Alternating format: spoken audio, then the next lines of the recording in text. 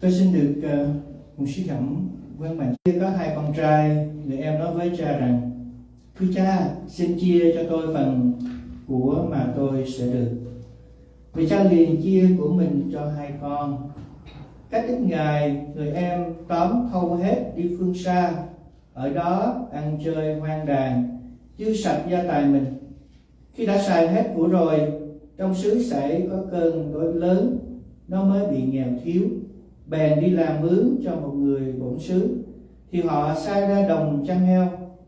Nó muốn lấy quả đậu của heo ăn mà ăn cho no, nhưng chẳng ai cho. Vậy nó mới tỉnh ngộ mà rằng: tại nhà cha ta biết bao người làm mướn được bánh ăn dư dật, mà đây ta phải chết đói. Ta sẽ đứng dậy trở về cùng cha mà rằng: thưa cha, tôi đã đặng tội với trời và với cha, không đáng gọi là con của cha nữa. Xin cha đãi tôi như đứa làm mướn của cha vậy. Nó bèn đứng dậy mà về cùng cha mình. Khi còn ở đằng xa, cha nó thấy thì động lòng thương xót. Cha đã ôm lấy cổ mà hôn. Con thưa cùng cha rằng: cha ơi, tôi đã đặng tội với trời và với cha, chẳng đáng gọi là con của cha nữa. Nhưng người cha bảo đầy tớ rằng: hãy tốt nhất mặc cho nó, đeo nhẫn vào ngón tay, mang giày vào chân. Hãy bắt bò con mập làm thịt đi, chúng ta hãy ăn mừng, vì con ta đây đã chết, đã mất, mà bây giờ lại thấy được. Đoạn họ khởi sự mà lại thấy được. Then he said, a certain man had 2 sons, and the son of them said to his father, Father, give me the portion of goods that falls to me. So he divided them in himself. He said, my father's hired servants have bread enough and to spare, and I perish with hunger. And said to himself, Father, I have sinned. I will arise to go to my father, and will say to him, Father, I have sinned against heaven and before you, and I am no longer against heaven and in your sight. I am no longer worthy to be called your son. But the father said to his servants, bring out the best robe and put it on him, and put a ring on his hand and sandals on his feet, and bring the fat calf here and kill it, and let us eat and be merry. For this is my son that was dead and is alive again. He was lost and is found, and they began to be merry. Now his older son was in the field, and as he came and drew near to the house, he heard music and dancing. So he called one of the servants and asked what these things meant. And he said to him, your brother has come, and because he has received him safe and sound, your father has killed the fatted calf. But he was angry, and he would not go in. Therefore his father came out and pleaded with him. So he answered and said to his father, lo, these many years I have been serving you. I never transgressed your commandment at any time, and yet you never gave me a young goat that I might make merry with my friends. But as soon as this son of yours came, who has devoured your livelihood with harlots, you killed the fatted calf for him. And he said to him, son, you are always with me, and all that I have is yours. It was right that we should make merry and be glad, for your brother was dead and is alive, and was lost and is found. Kính thưa Chúa, một lần nữa xin Ngài ban phép dạy dỗ lời của Ngài cho chúng con trong ngày này. Xin thành kính cầu nguyện trong danh Chúa Giêsu Christ. Amen. Kính quý vị cùng ngồi. Xin mời quý vị ngồi. Hôm nay là ngày lễ tri ân Đức Người Cha. Today is Father's Day. Tôi suy nghĩ nhiều về những gì tôi cầu xin Chúa dạy dỗ cho chúng ta. I've thought about what I've asked God to teach us. Đây là phân đoạn Kinh Thánh rất là quen thuộc. This is a very familiar passage from the Bible. Tôi giảng trong phân đoạn Kinh Thánh này hình như là cũng ít nhất là 3 lần rồi. I preached from this passage at least 3 times. Nhưng mỗi lần suy gẫm lời Chúa thì Chúa cho chúng tôi và cho chúng ta có thể học được những cái điều mới. But each time that we delve into the Word of God, we learn something new. Chúng ta thấy trong câu chuyện này có 2 người con. We see that in this story, cha của họ đều thương họ. In this story, the father loved both of the sons. Dạ. Qua cái cách mà chúng ta đọc, nghe đọc và thấy này, người cha này là người cha nhân từ. And from this later in the inheritance that he would have. Thông thường đó là khi người cha qua đời rồi thì mới để gia tài lại cho con. And typically, their sons don't get until the father is dead. Nhưng mà And no father wants their son to leave. Yeah. Tôi cảm ơn Chúa. Trong về thăm gia đình. And I praise the Lord that I was able to. Người cha thì luôn luôn trông đợi, mong muốn để gặp gỡ, gần gũi con của mình. A father is always waiting for their children. Yeah. Lần này tôi về California thì tôi dành cha tôi kể rất nhiều câu chuyện. And my father tells me many stories. Và hy vọng một ngày nào đó tôi sẽ kể lại những câu chuyện này cho con của tôi. And hope that I was able, or I am able to tell this story to my sons or my daughters later. Nhưng mà tôi muốn nói đây là tấm lòng của người cha chia ra cho anh ta thì anh ta đi chơi thật là xa rồi tiêu hết. And when this son received his inheritance, this younger son received all of his inheritance. He took it and he went to a land far away and he spent it all. Nhưng mà trong thời gian mà con của ông đi xa đó thì ông ta ngày đêm trong đợi, ngóng trông xem coi nó có về hay không. But for the time that this son was gone, his father was waiting and thinking and wondering if this son will ever return. Yeah. Và ông chờ đợi tôi không biết bao lâu. And we don't know how long he had to wait. Yeah. Bao lâu để tiêu xài hết những số tiền của mình. How long would it take to spend all of the inheritance that he has? Thì một ngày kia khi mà xài hết tiền rồi thì Kinh Thánh ghi lại là xảy ra trong nơi đó thì có cái cơn đói kém lớn. And the Bible tells us that he spent all the money, and in the land there was a severe famine. Và anh ta đói và anh ta phải đi làm mướn. And he was hungry, and so he had to work for other people. Và anh đi chăn heo. And he watched swine or pigs. Yeah. Và khi đói đến nỗi mà muốn ăn cái vỏ đậu của heo mà ăn cũng người ta không cho, chủ cũng không cho. And he became so hungry that he wanted to eat the food that was given to the pigs, but people would not let him. Nhìn thấy cái tình cảnh của anh như vậy. And he looked at his situation. Câu 17 nói rằng vậy nó mới tỉnh ngộ mà rằng tại nhà cha ta biết bao nhiêu người làm mướn được bánh ăn mà ta đây phải chết đói. And in the Bible it tells us that when he was in that situation, but when he came to himself, he said, "How many of my father's hired servants have bread enough and to spare, and I perish with hunger?" Tại nhà cha ta có bánh ăn gì vậy? At his father's house, or everything that he needed at this time. Làm sao mà no bụng? How can he be filled?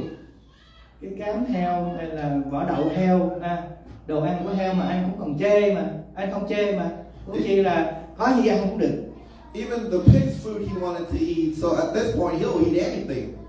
Đói thật là đói như vậy. He was very hungry. Nhưng mà ông nhớ lại những ngày tháng ở bên cha, ở nhà cha. But he remembered the time that he was at his father's house. Nhớ là ngay cả những người đi tới. He remembered that even the servants, những người làm công ở trong nhà đó, even those who are working in the home, mà có bánh ăn dư dật. they had enough bread to eat. Mà anh ấy bây giờ đến cái nông nỗi này. But he is in this stage. Cho nên Thánh như là anh tỉnh ngộ.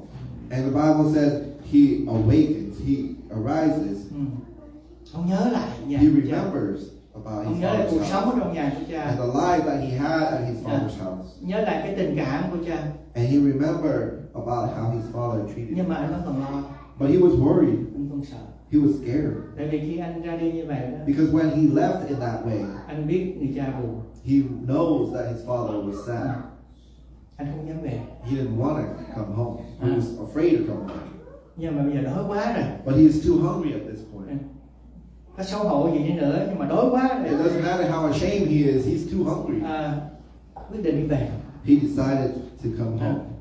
Anh nói trong lòng rằng, And he said to himself, câu 18, ta sẽ đứng dậy trở về cùng cha mà rằng thưa cha, tôi đã đặng tội với trời và với cha. as he said to himself, I will arise and go to my father and will say to him, Father, I have sinned against heaven and before you. Rồi câu 19, không đáng gọi là con của cha nữa, xin cha đãi tôi như đứa làm mướn của cha vậy. And I am no longer worthy to be called your sons. Make me like one of your higher servants. Anh ta cảm thấy rất là xấu hổ, nhưng mà bây giờ đói quá rồi, bây giờ cam tâm trở về, nhưng mà không dám trở về như là một cái địa vị người con như ngày xưa, nhưng mà muốn xin cha là làm người mướn, người làm mướn, người đầy tớ, ít nhất là người đầy tớ trong nhà cha đó, còn tốt hơn là đi làm mướn chăn heo ở xứ người. He was so ashamed that he didn't want to come home because he was so ashamed, but he even thought to himself, if I come home, I want to come home not a son, but even just as a servant, that would be enough. Và khi chúng ta thấy rằng anh ta đã quyết định đi về nhà. And we see that once he decided to come home. Và chúng ta đọc câu chuyện kế tiếp thì câu 20 nói như thế này.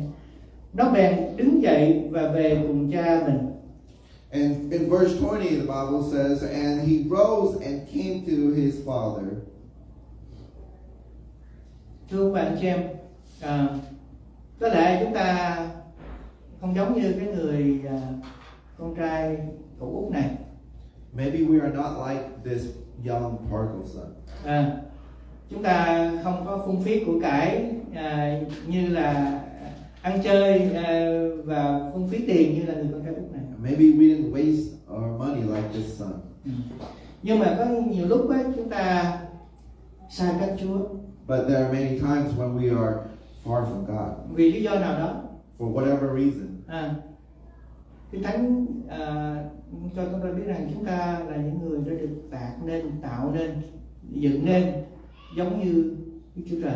The Bible reminds us that we are created in God's image. Chúa là đấng tạo hóa, tạo nên người nam và người nữ. And God created man and woman. Và đã đặt họ trong cái vườn là vườn Eden. And has put them in the Garden of Eden. Và cung cấp cho họ tất cả mọi thứ cần dùng cho cuộc sống. And has given them everything that they need to live. Nhân tổ phụ chúng ta là Adam và Eva đã muốn chọn cái đường riêng, muốn chọn quyết định cho chính mình về những điều gì là điều thiện và điều ác. But Adam and Eve decided what was going to be good for them. Cho nên họ đã chọn để nghịch lại Chúa. And so they chose what was against God. Họ chọn để không vâng lời Chúa. They chose not to listen to God. Cho nên họ bị đuổi ra khỏi vườn Eden. And they have been cast out of the Garden of Eden. Vườn Eden là một cái hình ảnh, một hình bóng cho chúng ta thấy ở trong sự hiện diện của Chúa. And the Garden of Eden is a representation of the presence of God. Ở nơi đó thì họ thể gặp gỡ Chúa, họ thể thông công với Chúa. They can meet God. Nhưng mà khi họ phạm tội rồi, but when they have sinned, họ bị đuổi ra khỏi vườn Eden. They have been cast out of the garden. Cũng như là họ bị đuổi ra khỏi sự hiện diện của Chúa. Just like they have been cast out of the presence of God. Tội lỗi như là một cái áng mây ngăn cách con người đối với Đức Chúa Trời. The sin is like a cloud that separates man and God. Cho nên từ lúc đó thì con người bị xa cách Chúa. And from that point on, people have been separated from God. Xa cách khỏi sự hiện diện của Chúa. Separated from the presence of God. Con người trong cái cố gắng của họ không thể đến gần với Chúa được. In their own attempts, they are not able to come close to God. Nhưng cảm ơn Chúa. But we praise the Lord. Ý muốn và tấm lòng của Chúa luôn luôn là muốn chúng ta là những người đã tạo nên, Ngài đã tạo nên. God's heart is that He wants us, those of us who are created in His image, trở về nhà của Ngài. to return to His home. Trở về trong sự hiện diện của Chúa. Return to His presence. Và đó là cái tấm lòng của người cha được mô tả trong phần Kinh Thánh chúng ta đọc. And that is the heart of the Father. Làm sao chúng ta biết là làm sao chúng ta biết rằng Chúa mong muốn để gặp gỡ chúng ta, mong muốn để Chúa đang tìm kiếm để gặp gỡ chúng ta. How do we know that God is seeking and looking for us? Ở đây khi mà Thánh ghi lại rằng người con trai út nói rằng nó bèn đứng dậy mà trở về cùng cha mình, khi còn phải đang xa, cha nó thấy thì động lòng thương xót, chạy ra ôm lấy cổ mà hôn. In verse 20, and he arose and came to his father, but when he was still a great way off, his father saw him and had great compassion and ran and fell on his neck and kissed him. Người cha này là một biểu tượng, một hình ảnh của Đức Chúa Trời. And this father is a representation trong ngóng chờ đợi. And God is waiting xem coi đứa con của mình có về to see if his son is coming home. Làm sao mà ông người cha này biết ngày hôm đó con của ông sẽ về? How did this father know that in this day that his son will come home? Quý vị có nghĩ là có người báo tin không? Do you think that anyone notified him? Có người báo tin ngày hôm đó nó sẽ về không? Anyone said, hey, that day your son will come home? Nó có nhắn tin cho ông là con sẽ về không? Did someone text him? Không. No. Người cha không biết là lúc nào nó sẽ về. The father did not know when he would return. Nhưng mà chúng ta thấy tấm lòng But we see that người his cha heart, dành người con, his heart of the father for the son. đã đi xa nhà, even though he has been gone from the home. Mỗi ngày tôi tin rằng ông đã đứng ở tận một nơi nào đó. I believe that he is waiting. Có thể là ngay cái đường chính mà cái giao lộ mà gần nhà. Maybe he was standing on the road or like the highway that was way close to their home. Mỗi ngày đứng và ngóng trông. And every day he's standing there waiting. Coi cậu út đâu rồi? Where is this son of mine? Quý vị có biết là mỗi ngày Chúa đang chờ đợi ngóng trông chúng ta không? Do you know that every day God is waiting for us? Chúng ta đang ở đâu? Where are we? Chúng ta có đi xa nhà của Ngài không? Are we far away from His house? Chúng ta có đang ở cách xa sự hiện diện của Chúa hay không? Are we away from His presence? Chúng ta có gần hay xa? Are we close or far? Điều quan trọng ở đây là Chúa luôn luôn muốn để tìm và gặp gỡ chúng ta. The important thing that we need to remember is that God is always waiting and looking for us. Đó là tấm lòng của Đức Chúa Trời là Cha của chúng ta. And that is God's heart. Chúng ta có phạm tội gì? Whatever sin. Có lý do nào đó mà chúng ta không còn ở gần với Ngài nữa? Whatever reasons that makes us do not want to be close to Him. Có lý do nào đó chúng ta không còn ở trong nhà của Ngài nữa? Whatever reasons we are no longer in His house. Có những lý do nào mà chúng ta sợ đến gần sự hiện của Chúa? There are some whatever reason it is that makes us afraid to come to His presence. Mỗi người có những lý do khác nhau. Each of us will have our own reasons. Quá khứ chúng ta là như thế nào? Our past, whatever it is, không quan trọng. It doesn't really matter. Quan trọng là chúng ta phải nhận ra rằng Chúa là Cha của chúng ta đang đợi chúng ta trở lại với Ngài. The important thing is, do we realize that our Father, our God Father, is waiting for us to come home? Vì trong nhà Cha, because in our Father's có house, thức ăn. there is bread. Thức ăn ở đây, ý tôi nói rằng The bread here không phải là chỉ đủ để nuôi sống chúng ta. is not just enough to feed us. Nhưng mà thức ăn ở đây nói đến sự dư dật. But the bread here speaks of abundance. Khi người con này về đó thì người cha đã thách đãi con của mình với lại cái thức ăn gì? And when this son comes home, what kind of food did he get?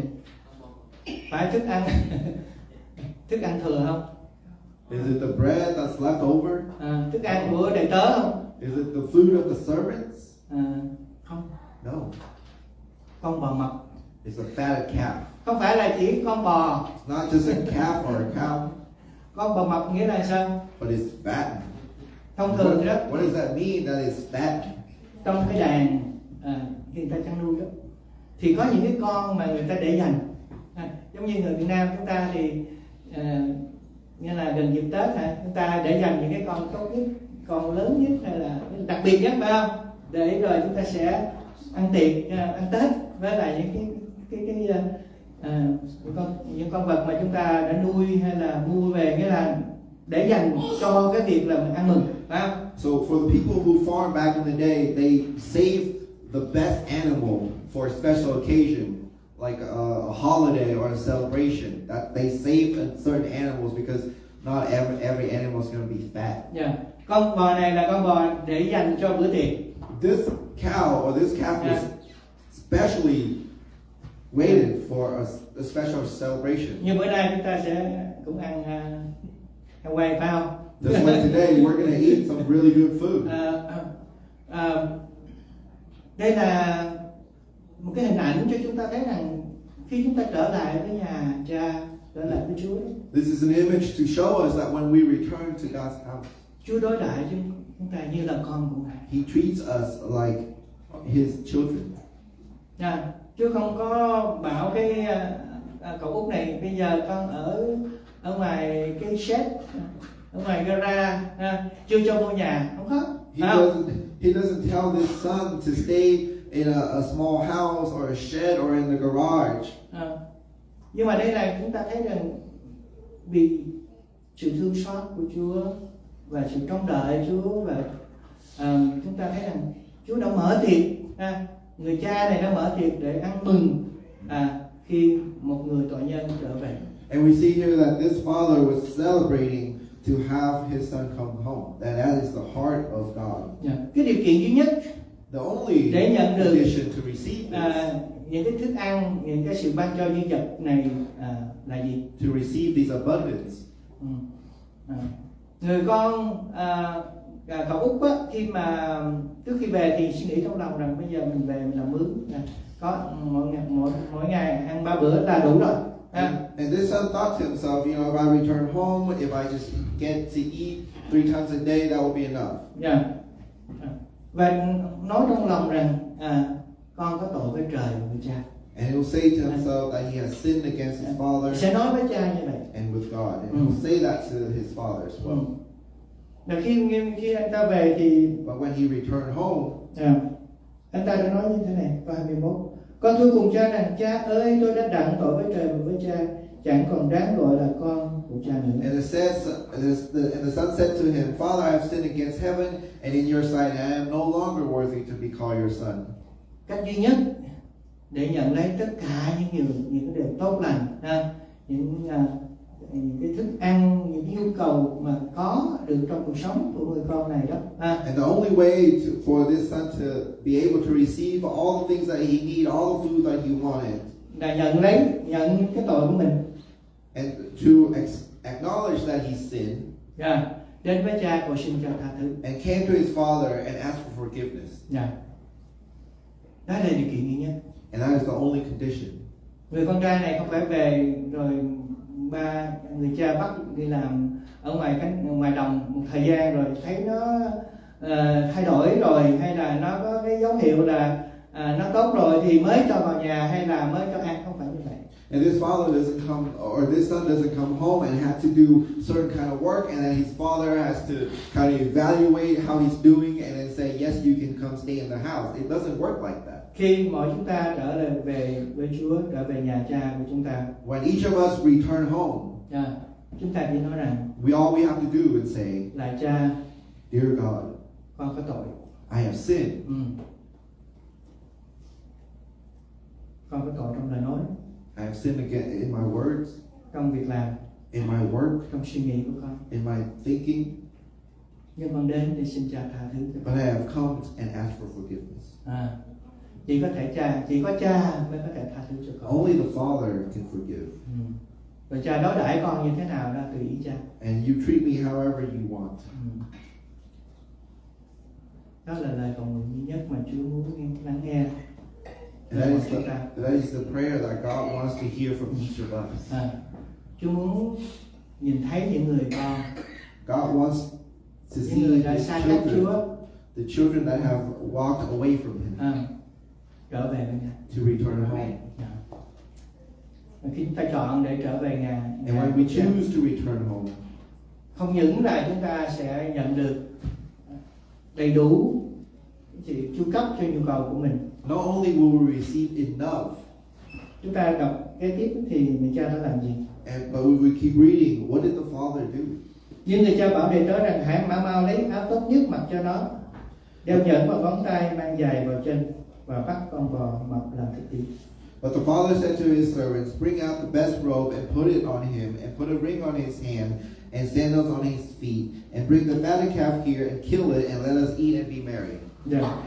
Áo tốt nhất mặc cho nó. Thì áo tốt nhất ở trong nhà đó là The best robe in the home, của người cha.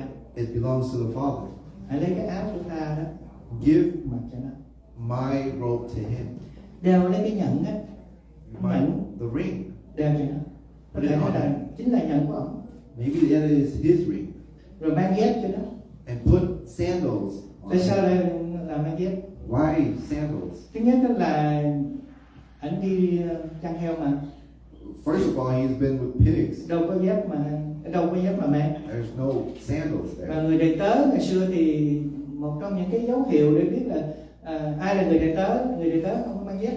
And back then, when you were a servant, you did not have any sandals. Người đầy tớ là mang chân không. They are bare feet. Chỉ là những người chủ, những người trong nhà như con mới mang dép. Those who are the owners, those are the sons of the owners have sandals. Cho nên những cái việc này mà người cha làm cho người con đó, cho chúng ta thấy là ông muốn phục hồi lại cái địa vị làm con. And all the things that the father is doing for his son here, we see that he's restoring that sonship to his son. Đeo nhẫn có nghĩa là cái quyền. Thường thường người ta mua bán đó, thì người ta dùng cái nhẫn để người ta như là ký tên vậy đó. Putting on a ring on his finger means that the authority has been given back to him, because back in that day when you buy something, the signature is on the ring. Để cho thấy được người con này được phục hồi cái quyền làm con của mình. And we see here that this son has restored his sonship, been restored by God. Chúng tôi hết giờ, nhưng mà chúng ta thấy rằng người con thứ nhì đó, người anh cả đó. We are running out of time, but we see that the second son is also there. Thấy cha làm như vậy, nghe nói cha làm như vậy thì rất là giận. We see that his father was doing that to the younger son, and got upset. Vì cha đối đãi một cách nhân từ đối với người em của mình.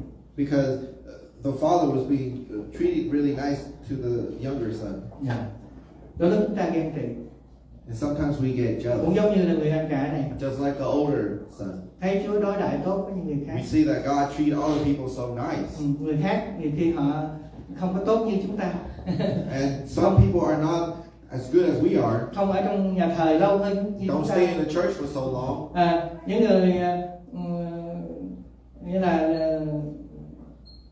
dường như là không có xứng đáng nhận lãnh những cái điều trong sự ban cho với Chúa ban cho. And we look at some people and we don't think that they are worthy Chúng ta ghen tị với of họ. the blessing, and we get jealous.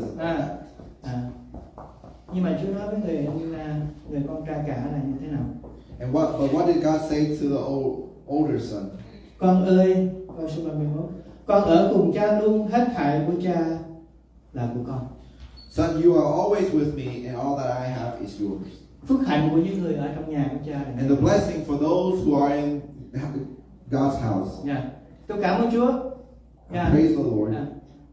Chúng ta những người có cơ hội lâu hơn để ở trong nhà cha. For those of us who have been in God's house. Và chúng ta biết rằng những gì của Chúa là của chúng ta. And we know that everything that belongs to God is ours. Chúa sẽ không để chúng ta thiếu thốn. God will never let us be in need or in want. Từ vật chất đến tinh thần. From our possessions to our needs. Có nhiều lúc chúng ta tưởng chừng như là chúng ta thiếu. And sometimes we feel like we don't have enough. Tưởng chừng chúng ta hụt.